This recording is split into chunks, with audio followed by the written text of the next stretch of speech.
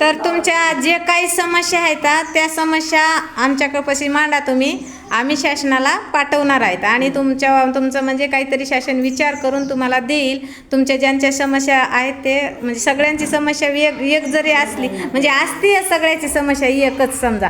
कुणाला पगारी पाहिजेत, कुणाला मुलं सांभाळत नाहीत, कुणाला शेती नाही, कुणाला म्हणजे करून खाता येत नाही, असं जे काही तुमच्या समस्या आहेत त्या समस्या तुम्ही सांगा. तर काकू सांगा तुम्ही आधी. काय लेकरं हे सांभाळत नाही, लेक सून सांभाळत नाही, करून खाते. किती मुलं आहेत तुम्हाला? 2 आहेत, 3 होती, एक वारला. एक वाढला. बरं. मग आता तुम्ही कसं खातात समजा? असं कथा फुटबॉल निधन करून खाते. माझा काय धंदा आला 10-5 रुपयाचा ते करून खाते. कोणता धंदा करता तुम्ही? हे लवारी धंदा. लवारी धंदा.